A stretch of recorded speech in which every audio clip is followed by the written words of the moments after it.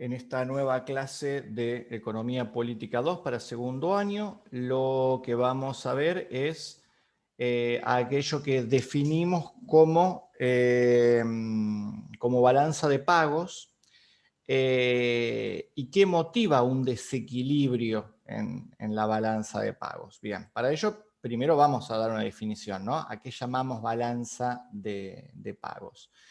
Balanza de pagos son todas las operaciones, es el conjunto de todas las operaciones económicas, cobros, pagos, préstamos, que un país contrae con el exterior durante un periodo determinado, generalmente un año. Bien, dice la balanza de pagos de Argentina durante el 2020 fue tal. Tiene que ver con cuánto dinero entró y cuánto dinero salió. Bien, eso es una balanza de pagos explicada, por supuesto, a grandes rasgos, ¿no? Podríamos decir también que es un registro de todas las transacciones monetarias producidas entre un país y el resto del mundo en un periodo determinado, ¿no? Es decir, todo lo que se paga y también todo lo que se obtiene del exterior, ¿no? Todos los capitales que entran y todos los capitales que salen. Bien.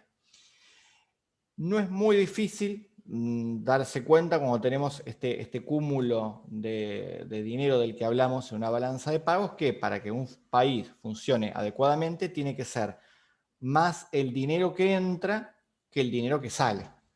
Bien, si no vamos a encontrarnos en un déficit de la balanza de pagos. Bien, es decir, la balanza de pagos va a ser negativa.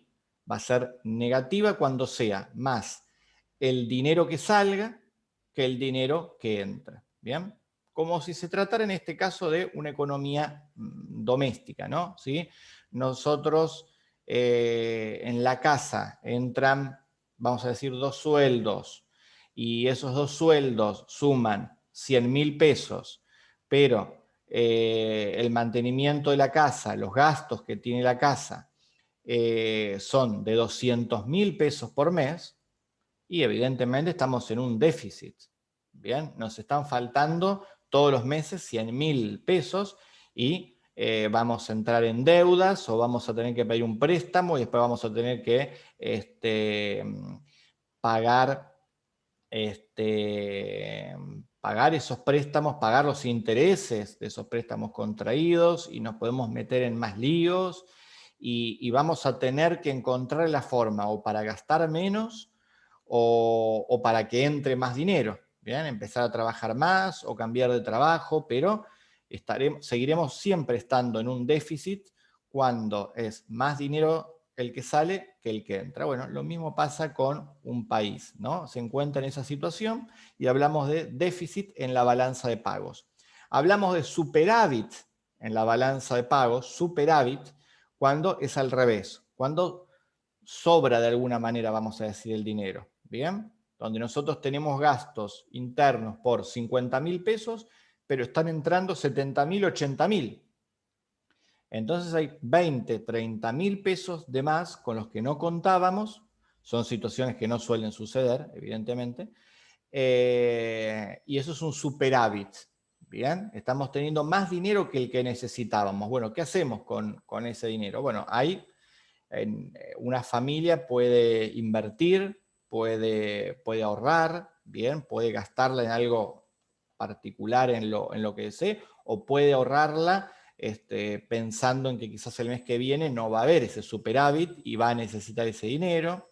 O, como decíamos, puede empezar a ahorrar para invertir, o a invertir si le alcanza directamente en algo en particular que le sirva para seguir produciendo dinero y no pasar por inestabilidades, no pasar por déficit. Bien. A grandes rasgos, eso es un superávit. Que es una circunstancia extraña, por supuesto no nos está pasando lamentable en este momento como país, ya hace desde muchísimo tiempo. Cuando tenemos un superávit en la balanza de pagos, eso significa que está entrando mucho dinero al país, y el Estado, por supuesto, saca beneficio de eso, ¿bien? Porque se benefician no solamente las empresas y consecuentemente los consumidores y los trabajadores locales, sino que también el propio Estado recauda más impuestos por la entrada de productos, por la entrada de capitales. Bueno, es una de las formas que tiene el Estado de recaudar, ¿bien? Desde el exterior. La otra forma de recaudar es a través de los impuestos que le cobra a los contribuyentes, a los ciudadanos de su país. ¿Bien? Pero cuando entra un producto del exterior, le cobra un impuesto. Entran 1000 motos construidas en China, bueno, eso tiene un impuesto. Eso va para el Estado. Bien, cuando al Estado le sobra el dinero, que como decíamos no es una situación que suceda, lamentablemente, bueno, básicamente puede hacer lo mismo que una familia, ¿bien? Puede ahorrarla, ¿bien? Esto es más complicado, no suele suceder, ¿no? Pero bueno, puede generar, a nivel nacional hablamos de reservas, ¿bien? Tener reservas en dólares, tener reservas en oro, que esto lo que hace es que el país sea más confiable para inversiones extranjeras, que si llega una crisis pueda paliarla de una manera mucho más sencilla y que no se note, ¿no? En el bolsillo del consumidor. Bien, tener reservas, ¿no? Lo que vendría a ser los ahorros, podríamos decir de alguna manera, a nivel Estado, siempre es importante para una nación, ¿no? No quedarse sin reservas en su banco central. Y lo otro, que es lo que se suele hacer habitualmente, porque el Estado no está para lucrar, ¿no? El Estado no está como una empresa para ganar dinero, ¿bien?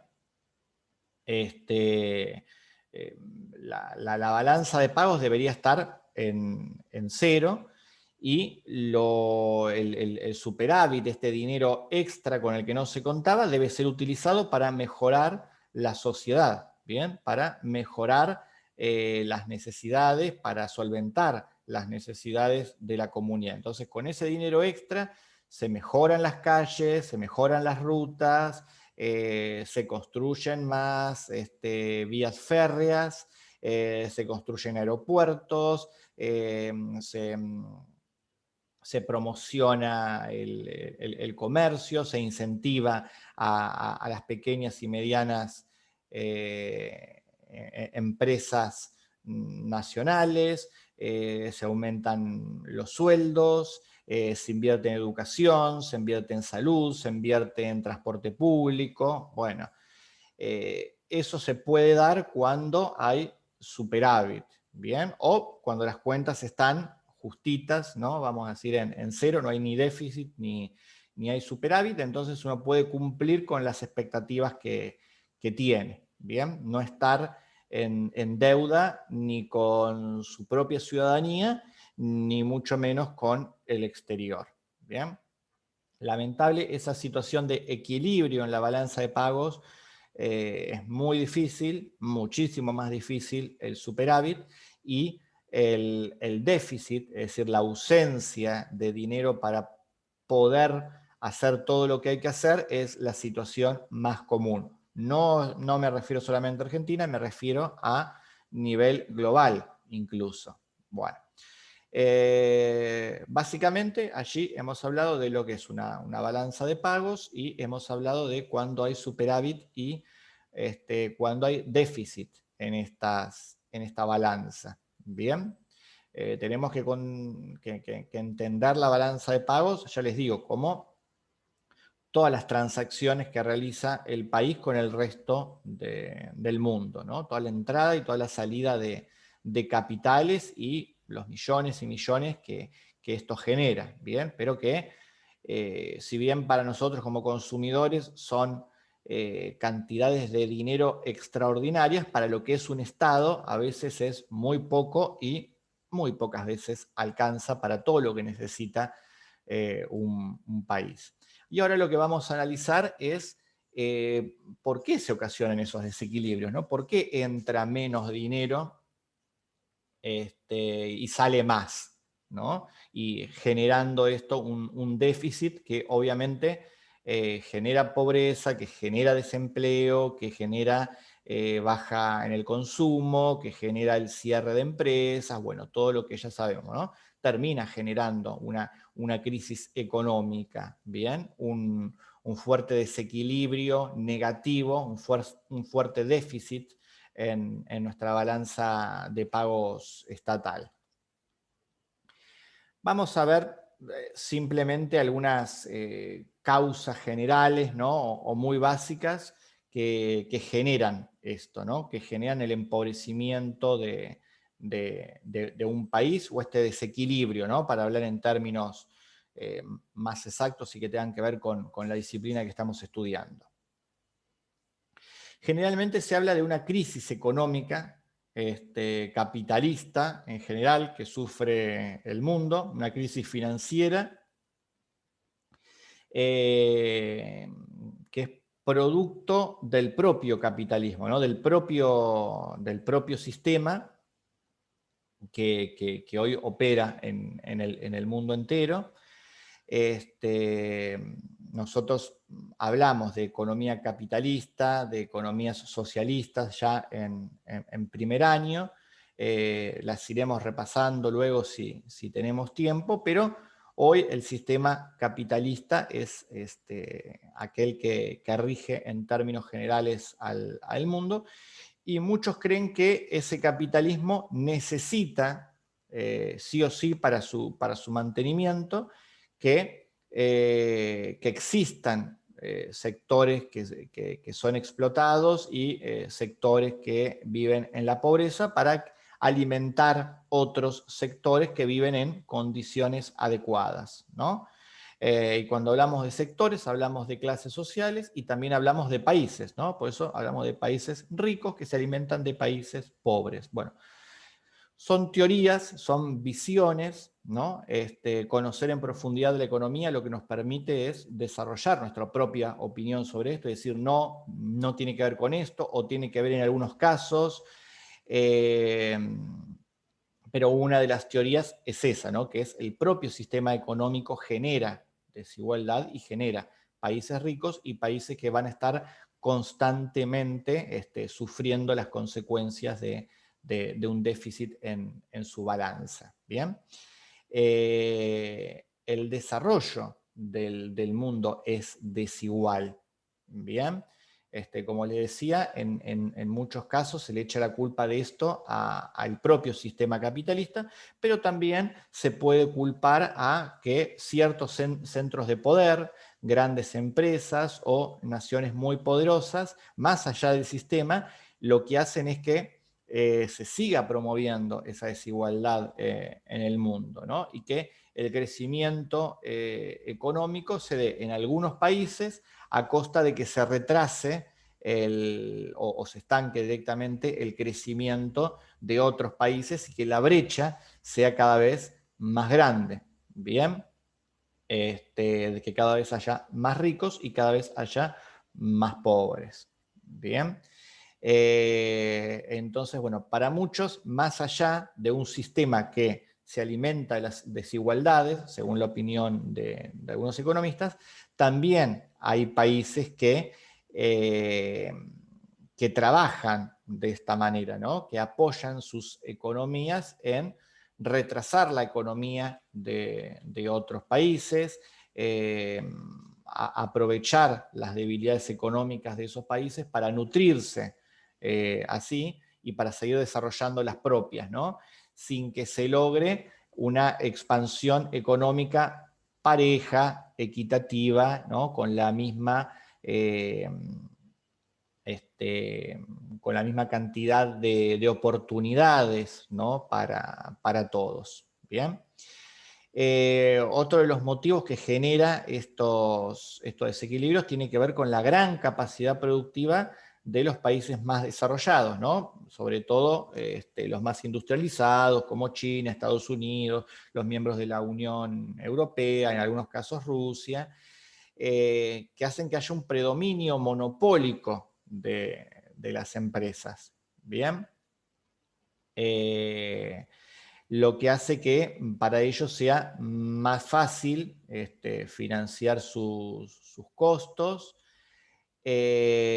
tomar mano de obra barata de algunos países y no dejar mucho dinero en esos países, sino llevarse la mayoría para lo suyo. Cuando existen estas grandes empresas, que son multinacionales, pero que responden a los intereses de ciertos centros de poder o a ciertos países, es muy difícil que empresas nacionales puedan producir, puedan brindar no solo a sus locales, sino mucho más difícilmente incluso a gente del exterior, que pueda brindar productos de calidad y baratos. Porque, claro, el mercado está monopolizado por otras empresas muy poderosas que te dan productos de buena calidad, productos que le gustan a la gente, productos que son de bajo precio. Entonces, ¿cómo se compite contra ello? ¿Bien? Entonces, todo lo terminamos comprando en el exterior, por lo tanto nos sale más caro y es muy difícil poder, desde dentro, desde el interior del país, poder competir con esas economías tan grandes. ¿Bien? Si todo llega más barato y es de mayor calidad, y se termina comprando en el exterior, todo eso encarece el producto. Y todo eso tiene que ver con que un país, como ya lo hemos visto en Economía 1, necesita industrializarse y necesita tener poder de producción, si no siempre va a depender del exterior para manufacturar y para desarrollarse. Siempre va a estar en situación de dependencia y va a tener que exportar, va a tener que comprar materiales, comprar productos del exterior, y todo eso obviamente va a salir caro. Bien, se va a vender caro también por el costo que tiene comprarlo en el exterior, y va a ser caro para aquellos que lo consumimos aquí en nuestro país, ¿no? Por más que el Estado pueda recaudar algo a través de esa entrada de productos, no, el beneficio no es el suficiente, y es más lo que se pierde que lo que se gana. Bien, como dije anteriormente, el negocio es que se venda mucho más de lo que se compra, ¿no? Que salga mucho más de lo que entra. Otro motivo tiene que ver con el proceso inflacionario, con la inflación en sí misma, que intentaremos ya en otro momento explicar como fenómeno económico más en profundidad, ¿no? La inflación termina favoreciendo a pequeños grupos nacionales privilegiados, pero agravando muchísimo la distribución del ingreso dentro de países poco desarrollados como el nuestro, y acentuando el desequilibrio externo. ¿Bien? Cuando hablamos de inflación, hablamos de que nuestra moneda, en este caso el peso, pierde valor en relación con el dólar. ¿Bien? Y todo lo que se compra en el exterior, ¿no? Porque es la moneda de intercambio comercial aceptada internacionalmente, ¿no? El dólar, lo que hace es que todo lo que tengamos que comprar afuera se compre en dólares. Y eso, por supuesto, si nuestra moneda ha perdido valor en relación con esa divisa extranjera, y evidentemente va a ser carísimo comprarlo, ¿no? Si vamos a tener que juntar muchos pesos para juntar un dólar para poder comprar eso, pues en realidad no aumenta el precio de ese producto en dólares. Lo que pasa es que nosotros perdemos poder adquisitivo, porque lo que deja de valer es nuestra moneda local. ¿Bien? No es que se dispare, como se dice habitualmente, el dólar, o que se encarezca el dólar. ¿Bien? En realidad el dólar sigue siendo sigue teniendo el mismo valor. Lo que pasa es que en su relación es el peso quien pierde poder. Entonces, todo lo que tengamos que comprar en el exterior nos va a salir cada vez más caro, cada vez vamos a necesitar más pesos y no va a alcanzar, ¿bien? Y los empresarios que compren estos productos para venderlos en nuestro país lo van a trasladar a los precios que nosotros pagamos en el supermercado. Si antes compraba a $1 una lata de atún en el extranjero y nos las vendía a un precio módico en los supermercados argentinos, si ahora sigue estando al mismo precio en dólares esa lata, pero al empresario antes le salía 20 pesos comprarla y ahora le sale en moneda argentina 200, 300, 500 pesos, va a comprar, sí, seguramente va a comprar ese atún, pero no lo va a vender aquí en Argentina al mismo precio, lo va a vender mucho más caro para recuperar lo que invirtió, ¿no? Entonces el consumidor es el que termina pagando esa diferencia y eso es también lo que conocemos como proceso inflacionario. Bien. Otro de los motivos habituales que hacen que una balanza de pagos se desequilibre tiene que ver con el incremento de la población. Cuando aumenta muchísimo una población o cuando hay anhelos en la población por incrementar el consumo, ¿no? Y no se disponen de los recursos económicos para poder comprar todo lo que se quiere, esto viene acompañado de un deficiente empleo del ingreso generado y de la capacidad productiva existente. ¿Bien? Entonces esto ocasiona también ciertos desequilibrios en la balanza de pagos. Entonces vamos a hacer un muy rápido repaso de los motivos de desequilibrio. Puede ser el propio sistema económico capitalista, ¿no? Que se alimenta de las desigualdades. Puede tratarse de las grandes potencias o de los grandes centros de poder, dígase ciertas naciones, ciertos estados, ¿no? O ciertas empresas que, como manejan la economía mundial, se alimentan, aprovechan el sistema y se alimentan de las desigualdades y siguen generando mayores desigualdades.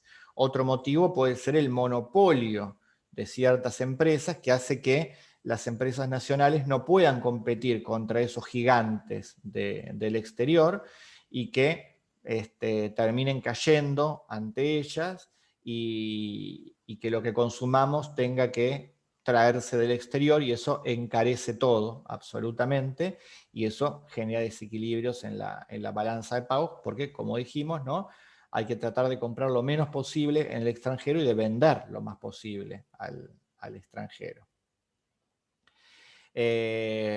Bueno, la inflación, ¿no? Este hecho de que se desvalorice nuestra moneda local en relación con el dólar, encarece todo. Y hace que o empiecen a desaparecer ciertos productos que antes se consumían en el país, o si siguen entrando del exterior, porque no se pueden producir en el interior, se van a traer desde el exterior y se van a traer a precios muy caros en pesos, ¿no?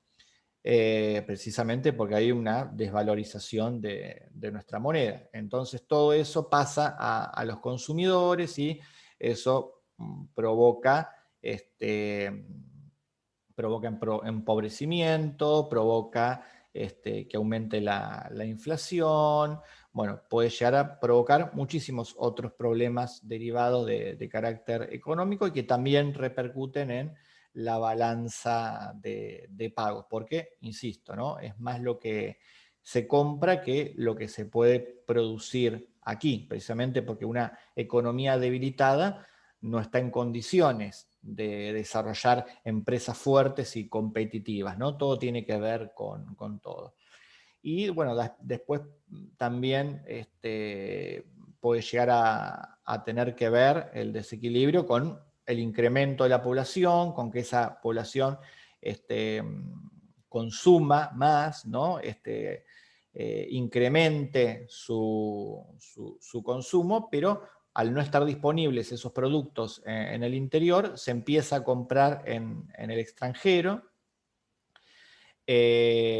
y que los empresarios traigan esos productos cuando nuestra moneda es débil, implica aumentar la compra de productos del exterior, y va a significar que nos lo van a cobrar más caros aquí en Argentina, y cada vez va a ser más lo que vamos a tener que comprar, mayor va a ser nuestra dependencia del exterior para poder satisfacer el consumo interno, y eso genera un desequilibrio porque, como veníamos diciendo, es mucho más lo que gastamos que aquello que ganamos vendiendo al exterior. Bueno, allí, a grandes rasgos, la explicación de lo que es una balanza de pagos y qué puede producir, ¿no? un desequilibrio, sobre todo un déficit en esa balanza.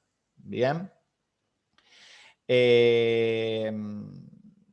Hay muchísimos otros factores internos que tienen que ver con la corrupción, con una mala administración, con una mala distribución de los recursos, con encontrarse en una etapa de recesión o de depresión, ¿no? Bueno, todo de alguna manera tener un déficit fiscal, es decir, que el Estado no logra recaudar la cantidad de dinero necesaria. Bueno, hay diferentes motivos que van de la mano, ¿no? Por separado o todos juntos, van a ir alimentando los desequilibrios de la balanza de pagos. Bien, así concluimos la clase del día de hoy.